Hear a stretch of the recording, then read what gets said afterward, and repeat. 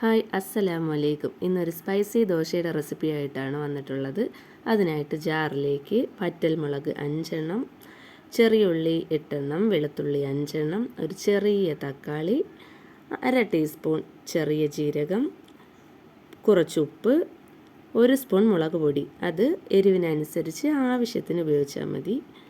ഇതെല്ലാം കൂടി ചേർത്ത് ഒന്ന് പേസ്റ്റാക്കി എടുക്കുക. അത് കഴിഞ്ഞ് ഒരു പാനിൽ എണ്ണ വെച്ച് ചൂടാക്കി അതിലേക്ക് നമ്മൾ ഈ പേസ്റ്റാക്കി എടുത്തത് ആ എണ്ണയിലിട്ടൊന്ന് ചൂടാക്കി എടുക്കുക. അത് കഴിഞ്ഞ് കട്ടി കുറച്ച് ദോശയ്ക്ക് മാവ് വീത്തി പരത്തിയെടുക്കുക.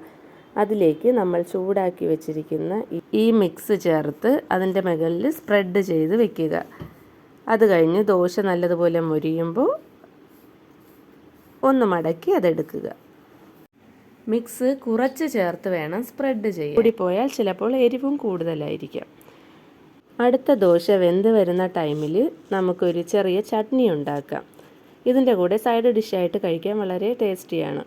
അതിനായിട്ട് ജാറിലേക്ക് തേങ്ങ, ഒരു 7-8 ചെറിയ ഉള്ളി, മുളക്, ഉപ്പ് എന്നിവ ചേർത്ത് നല്ലതുപോലെ മിക്സിയിലടിച്ച് പേസ്റ്റ് പരുവത്തിലാക്കി എടുക്കുക.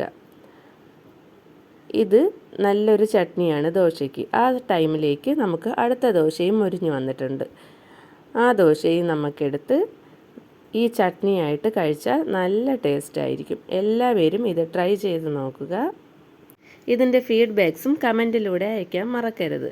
പിന്നെ ഈ വീഡിയോ കാണുന്ന എല്ലാവരും ലൈക്കും ഷെയറും സബ്സ്ക്രൈബും ചെയ്യാൻ മറക്കല്ലേ.